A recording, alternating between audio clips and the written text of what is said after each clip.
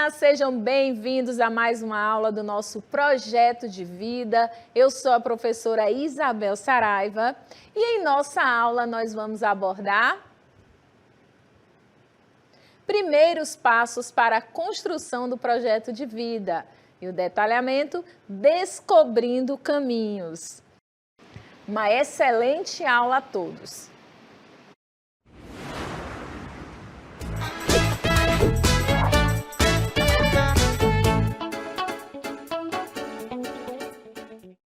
Muito bem, vamos dar início à leitura do nosso texto. Nós já estudamos quem nós somos, o que a gente quer, do que a gente gosta, o que a gente não gosta, quais são as nossas prioridades, do início do nosso componente até aqui. Nós tentamos descobrir quem nós somos e aquilo que a gente gosta, aquilo que faz a gente ser o que a gente é. Lembrando que o projeto de vida não está voltado apenas para a vida acadêmica. Ele possui a função de levá-lo a descobrir suas vocações profissionais e traçar os caminhos para alcançar seus objetivos. E para um estudante do ensino médio, um empreendedor que não tem um bom projeto de vida ou um bom planejamento, não é? Isso foi muito falado aqui entre a gente. A gente precisa entender qual é a nossa vocação. Professora, todo mundo só vai ser feliz e só vai ser realizado se estiver lá na universidade, se estiver na academia? Claro que não, gente. Tem gente que não tem essa pretensão. Por exemplo, tem pessoas que acreditam no seu potencial de levar beleza para as pessoas. De repente quer ter um grande salão, ou pessoas que querem mexer com a área da informática, pessoas que querem ficar ali no agronegócio. Existem várias vocações. A academia não é sinônimo de você ser feliz, até porque tem se discutido muito nos últimos tempos o número de pessoas que terminam o curso universitário e se sentem frustradas, descobrem que não é aquilo que elas queriam, não se identificam com a área.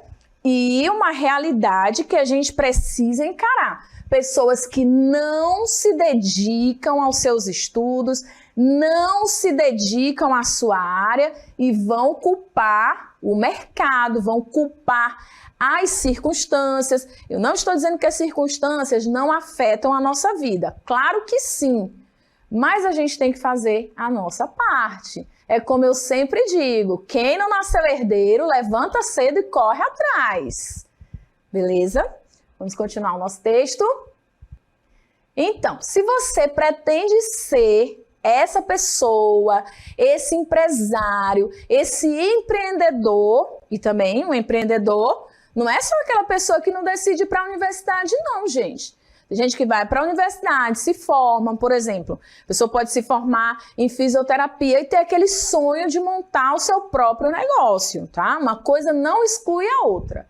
Mas se você quer ser esse empreendedor, se você quer ser esse empresário, você tem que fazer um bom estudo de mercado. O que isso significa, professora? Vamos lá, olhem para mim, tá? Lembrando que eu não tenho essa pretensão, gente, pelo amor de Deus. Se eu fosse tentar vender alguma coisa, eu acho que eu ia morrer de fome. Porque não dá, não está condizente com o meu perfil. Isso porque é claro que eu fiz todo um estudo, gente. São duas coisas que eu não me identifico. Trabalhando nessa área de vendas, de ser uma empreendedora, não faz parte do meu perfil. E também chefiar pessoas. Isso eu sei que não condiz com o meu perfil, porque eu sou uma pessoa mais voltada para executar ordens, isso sim. Aí o que acontece? Mas eu, mesmo sabendo que eu não iria ser uma pessoa empreendedora, e aí já falei para vocês, né, que aqui eu quebro aquela máxima de não falar muito da minha vida durante as minhas aulas, enfim. Eu quebro a minha promessa porque é impossível. Assim como vocês, eu tive que fazer um projeto de vida. Então, o que eu pensei? Eu pensei assim, eu vou escolher história, porque eu gosto de história, eu gosto de conversar, eu gosto de me comunicar, eu gosto de saber sobre as construções, o que tem do passado no nosso cotidiano, o que mudou. Então eu identifiquei isso no meu perfil. Para vocês terem uma ideia, eu adorava, e agora vocês vão me achar esquisita, eu adorava entrar nos cemitérios, ver a data que as pessoas nasceram, a data que elas morreram e fazer associações. Eu dizia, olha, essa pessoa nasceu em plena Primeira Guerra Mundial. Então eu descobri, a partir desse meu interesse, o meu caminho profissional. Mas o que eu fiz? Eu tinha também afinidade com outras áreas, jornalismo, direito. O que eu pensei? Eu tenho que focar naquilo que vai me dar um retorno rápido e que tenha mercado de trabalho para mim. Porque eu sabia que existia todo um mercado para absorver essa mão de obra de um professor. Então eu analisei o meu ambiente, é isso que você tem que fazer, independente de você escolher um curso universitário, independente de você escolher ser um empresário, um empreendedor, você tem que estudar o ambiente à sua volta. As pessoas precisam daquilo que eu posso oferecer no ambiente em que eu vivo. Isso é importante, gente, porque eu, graduada em História, eu estava lá na minha cidade, na minha terra natal, em Teresina. Lá o mercado não me absorveu como eu queria.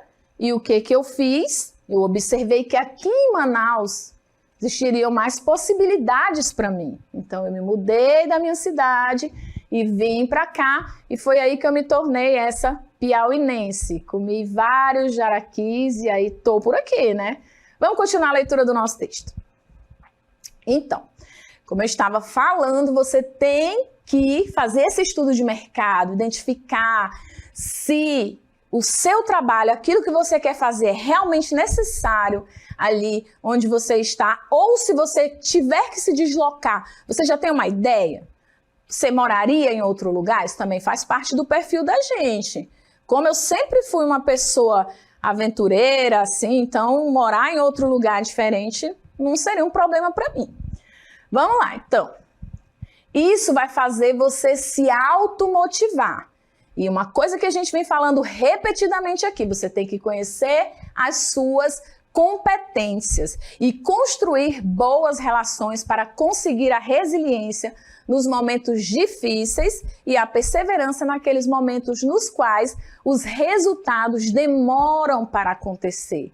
Terá muito mais dificuldade para prosperar e continuar com o sucesso perene. Então a gente tem que aprender a lidar também com situações em que a gente não vai conseguir aquilo que a gente quer imediatamente, como aconteceu comigo, como aconteceu com várias pessoas, entenderam? A gente não consegue já sair, quer dizer, algumas pessoas conseguem, né? Mas uma parte delas não consegue sair da universidade, já ganhar bem, já ter um nome. É preciso construir essa carreira passo a passo. Gente, esse é um momento extremamente difícil, mas a gente precisa ter boas relações, ser resiliente, nos conhecer e esperar e confiar. Vamos lá, continuando? Para um estudante do ensino médio, isso também é determinante. Afinal de contas, durante esses anos em que os estudantes identificam sua personalidade, consolidam e modificam relações, percebem-se com certos sonhos e se deparam com certos medos. O medo é perfeitamente normal, gente. Faz parte da vida. Quando você vai aprender a dirigir, quando você vai aprender qualquer coisa nova, o medo faz parte. Você está enfrentando algo que não existia antes no seu cotidiano e você não tem noção de como vai ser. O que a gente precisa ser? A gente precisa ser ousado, resiliente, enfrentar as situações. Professora, como é que eu consigo isso? Gente, a receita a gente já trabalhou aqui. Quer dizer que não existe receita de bolo. Vou trocar esse nome. As dicas a gente já deu aqui. Você tem que conhecer quem você é, o que você gosta, o que você não gosta, avaliar os seus pontos fortes e os seus pontos fracos. Por exemplo, eu tenho uma grande dificuldade de concentração. E A minha memória auditiva é muito melhor que a minha memória visual. Então, com isso, eu tenho dificuldade de me concentrar para ler. Eu amo ler, claro. A leitura faz parte, é a base da área que eu trabalho, história. Não existe história sem leitura. Mas eu tenho meus desafios nos momentos em que eu tenho que ler, principalmente obras muito extensas, o desafio da concentração. Eu sei que isso é um ponto fraco em mim. E o fato de eu aprender ouvindo, gente, se uma pessoa me ensina alguma coisa, falando, e ela consegue prender a minha atenção, eu não esqueço aquilo nunca mais. O que eu faço? Eu tento equilibrar o meu ponto fraco com o meu ponto forte. Mas por que isso? Porque eu busquei me conhecer. E é isso que você está fazendo aqui. Dê uma olhada no seu portfólio, do início das nossas aulas até aqui, onde a gente está caminhando para o nosso momento final, certo? Vamos continuar. Então, gente, como eu estava falando, né? Nós vamos enfrentar decepções, mas ao mesmo tempo a gente vai encontrar motivações, aquilo que toca a nossa alma. Como assim, professora? Para mim, eu tive que encontrar um sentido na minha profissão. Tá, eu gosto de história, eu gosto de conversar, mas em que eu vou contribuir na sociedade? Essa pergunta rondava a minha cabeça. Qual a contribuição que eu posso trazer aqui para a sociedade? E aí eu fui pensar no que a história pode trazer para a vida de uma pessoa. Olhem para mim. Então, o que eu descobri? Que servia, né? Que proporcionava as pessoas conhecerem a sua identidade, saber quem realmente elas são, entender construções sociais que levam a gente a ter certos preconceitos.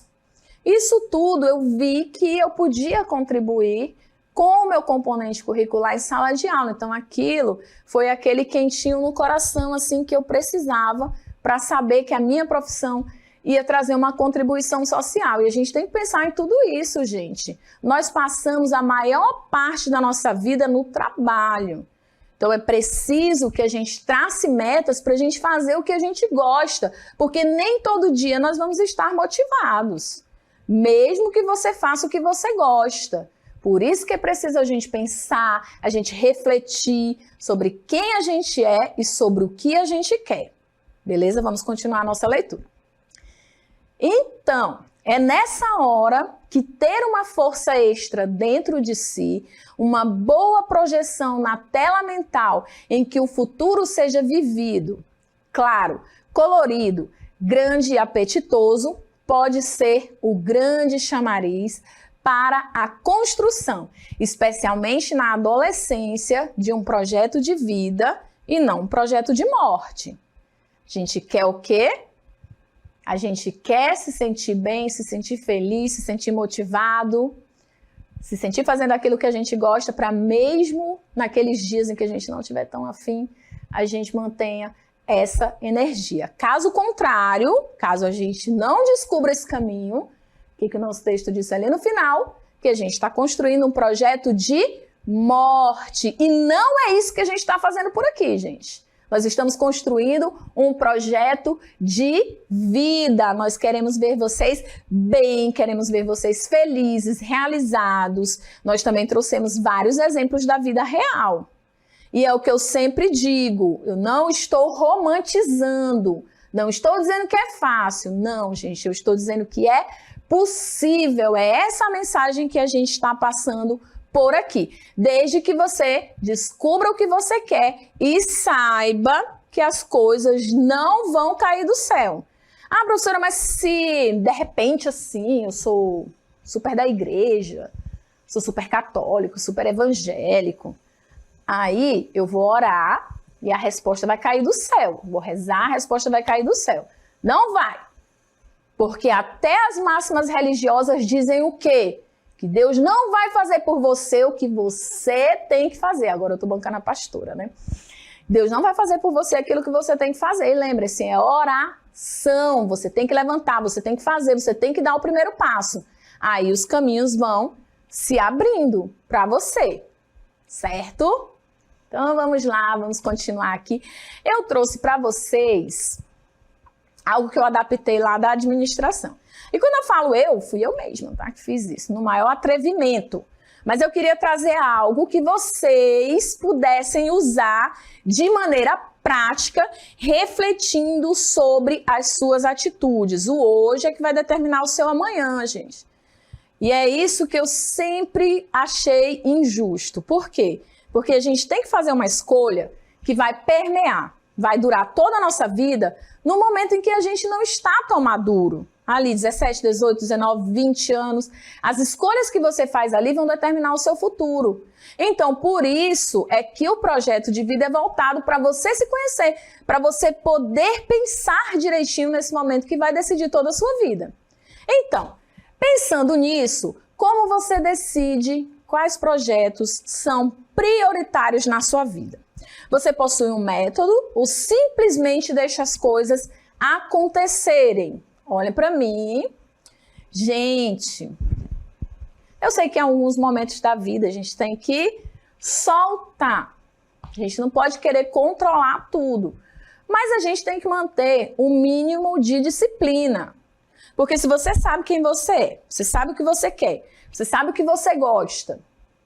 Você ouviu muitos exemplos aqui, trazidos por mim, pela professora Lúcia, de pessoas que conseguiram montar esse projeto. O que você percebe?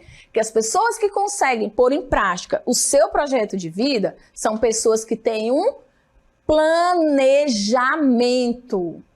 Cadê o seu portfólio, hein? Que eu espero que esteja bem bonito aí, resumindo tudo que a gente viu nas nossas aulas. Se você pegar o seu portfólio, que aliás você deve pegar sempre, e fazer aquela revisão, você vai observar que isso é muito falado, gente. Se conheça e tenha um projeto. Trace metas. Seja disciplinado. As pessoas que conseguem mudar a sua situação, sair de uma classe social menos favorecida para uma em que ela vai ter uma vida confortável, com certeza elas estabeleceram metas, enfrentaram os momentos difíceis e conseguiram pôr os seus planos em prática. Então, pensando nisso, professora, como é que eu vou colocar meus planos em prática? Como é que eu vou estabelecer essa disciplina? Eu quero um exemplo prático. Então, tcharam, eu trouxe para vocês aqui a matriz Gucci. Vocês podem até dar um Google, aqueles que têm acesso, tá? Vamos dar uma lida aqui no que é essa matriz Gucci. E aí você pode dar uma lida e aprofundar os seus conhecimentos, tá bom? Vamos lá. Então, com a matriz Gucci, uma forma simples e acessível de priorizar projetos. Por que isso?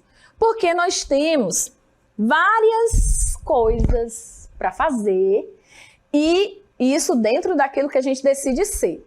Então, a gente precisa entender o que é importante nesse momento.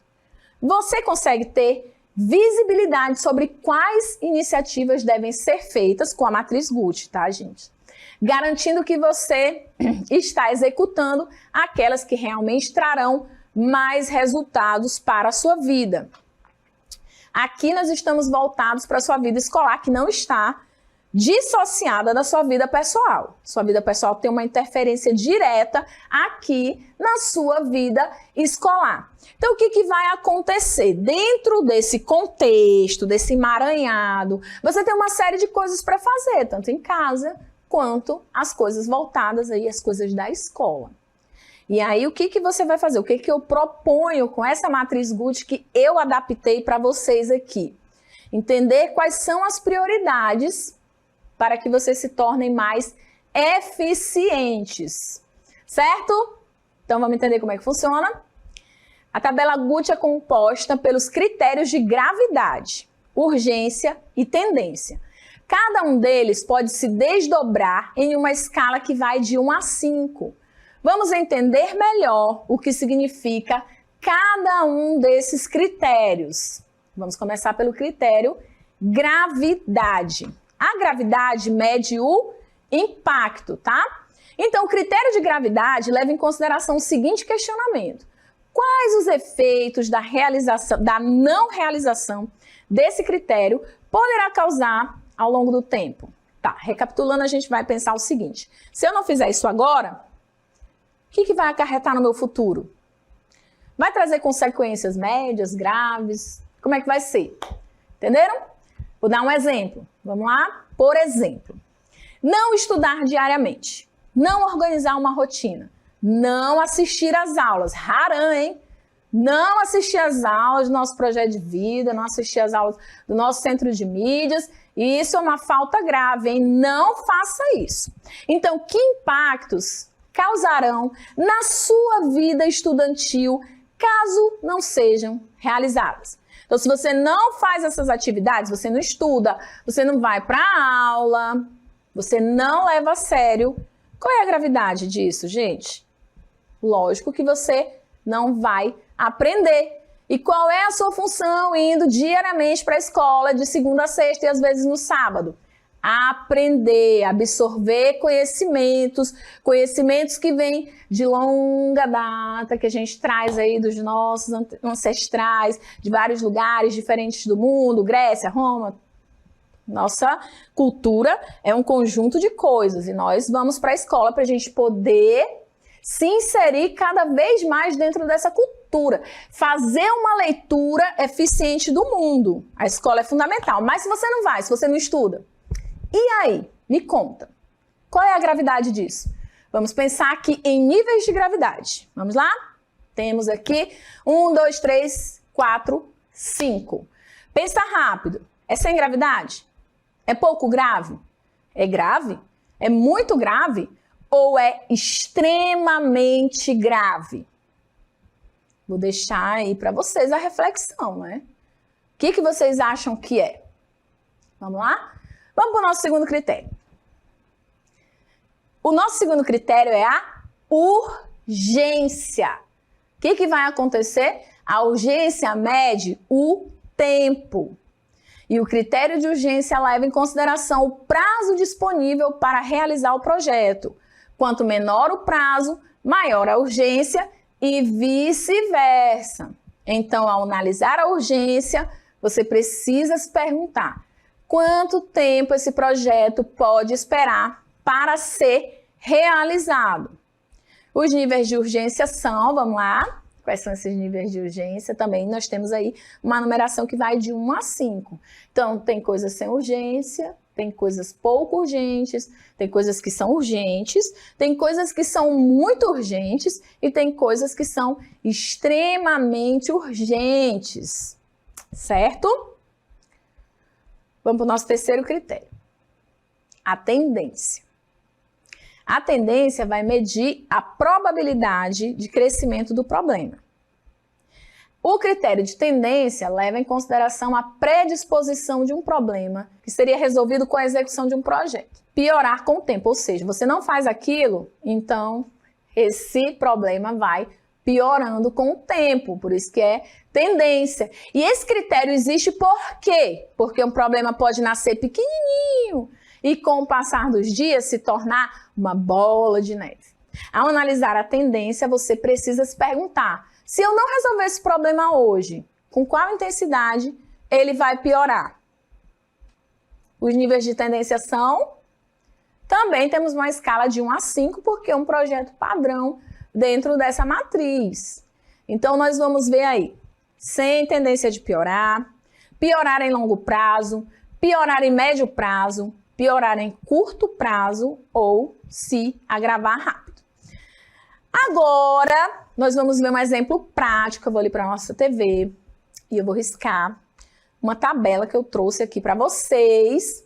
E nessa tabela a gente vai avaliar um caso real. Eu vou tentar trazer aqui um caso que sirva para mim e para vocês, para a gente conversar sobre urgência, gravidade, tendência. A professora não seguiu a ordem, mas tudo bem. Vamos lá então para a nossa TV? Beleza. Eu vou trazer aqui um problema, óbvio, mais corriqueiro de todos. Qual é, professora? Eu vou trazer aqui o problema de você não assistir às aulas, tá? não assistir às aulas. E aí, o que vai acontecer? A gente está focado no nosso projeto de vida, certo? O problema é esse, gente, que era para eu colocar a escala. Mas tá bom, vocês fingem aqui que não viram a professora dando essa mancada. Então, você não assiste a aula, é um problema. Isso. Aí, qual a gravidade disso? A gravidade disso é nível 5. Professora, como é que eu sei? Você sabe porque você faz uma reflexão. Você tem que montar o seu portfólio para você poder conseguir a aprovação no final do componente. Isso foi conversado com vocês. Aí, o que acontece? Você não assiste às aulas. Se você não assiste às aulas, você já tem um problema, porque você tem que correr atrás do que foi dito naquela aula, de quais as atividades que foram desenvolvidas para você poder construir o seu portfólio. E a urgência, professora? A urgência vai depender do quê? Quantas aulas você perdeu? Ah, eu perdi uma aula. Tá. Então, a gente vai dar ali uma urgência nível 2, porque você perdeu só uma aula, certo? Em compensação, a tendência é 5. Por quê? Porque se você não resolve aqui esse problema da construção do seu portfólio, você vai aumentar o problema, ou seja, você vai acumular o número de aulas que você tem que assistir, que você tem que ver, que você tem que correr atrás para construir o seu portfólio. Então, aí a gente tem gravidade, urgência, que vai variar de acordo com o número de aulas que você faltou, por exemplo, certo? Aí vamos lá, vou trazer um problema agora da minha realidade, né? Porque eu tô aqui com vocês, daqui a pouco eu estarei com vocês novamente em outro componente, e eu tenho que conciliar o meu trabalho com vocês com a pós-graduação que eu estou fazendo, certo? E aí, nessa minha pós-graduação, gente, eu tenho que pesquisar, eu tenho que ler, ou seja, todo dia eu tenho que ter um compromisso com a minha pós. O que acontece? Vou colocar aqui, agora para refletir, vou colocar até embaixo aqui nesse cantinho, que o meu problema A vai ser a leitura. Leitura barra estudo, né? Porque nem sempre a gente está lendo e está estudando. Ah, professora, como é que eu sei a diferença? Olha, você está lendo, por exemplo, se você lê uma obra literária, você está lendo e vai passar o tempo. Você vai absorver aquilo ali de maneira natural, os personagens que vão te chamar a atenção. Em compensação, se você vai ler para estudar, aí já tem que ter todo um sistema. Você tem que ler e tem que tentar absorver. Como é que você sabe que absorveu? Você tem que tentar explicar aquilo ali para você mesmo. Você leu, aí, deixa eu ver aqui, se eu entendi o que eu li. Se eu fosse explicar para mim mesmo ou para outra pessoa, como era que ia ser, eu ia conseguir? É se você consegue, você absorveu aquilo que você está lendo, entenderam? Então, eu estou fazendo uma leitura de estudo. E eu tenho que fazer diariamente, por quê? Porque eu tenho prazos. Eu não estou a meu bel prazer, tá? Aí, vamos supor, a gravidade seria 5. Por quê? Porque é a mesma coisa que eu falei para vocês. Se eu não leio, aí eu vou acumulando coisas, né? Então, a minha urgência, ela pode até aumentar. Pode ser um 3 ou um 4. Por que, professora, para a senhora é maior? Porque eu estou conciliando trabalho e estudo. No caso, se você também está conciliando trabalho e estudo, pense que a sua urgência é maior, porque você tem menos tempo, tá? E o que acontece? Eu sei que essa tendência é piorar. Porque se eu não estudo hoje, se eu não estudo amanhã, quarta-feira eu vou ter mais coisas para eu estudar. Então, a tendência desse problema a longo prazo é me prejudicar bastante. Vamos pensar aqui em um problema menos grave. Um problema menos grave seria, por exemplo, eu quero arrumar a minha mesa de estudos, quero deixar ali tudo bonitinho, comprar porta-caneta, comprar uns cadernos mais bonitinhos. Estou dizendo que isso não é importante. Claro, a gente já estudou sobre o ambiente também. O ambiente ele vai ter influência sobre você. Mas aí esse seria um problema de nível 2. Por quê? Porque que é importante tudo.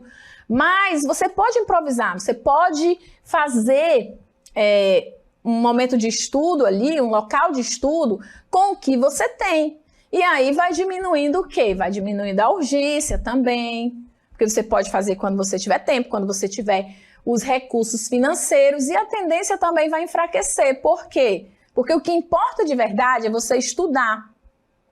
Independente do local. Tem vezes que o local vai me prejudicar, porque tem barulho, essas coisas, tá? E aí, gente, aqui tá. Cada caso é um caso, né? Cada caso é um caso, é você que tem que avaliar, tá? Observaram direitinho, eu sei que vocês aprenderam, vamos lá? Lembrando, o problema, você vai elencar todos os problemas aí que você tem e você vai decidir gravidade, urgência, tendência. Professora, não entendi, vai lá no nosso texto de novo, tá? Volta as cartelas, lê, sei que você vai absorver tudo bonitinho, tá bom? Então, até a nossa próxima aula, para as nossas próximas conversas, para a gente encerrar esse nosso momento do projeto de vida com chave de ouro, tá bom?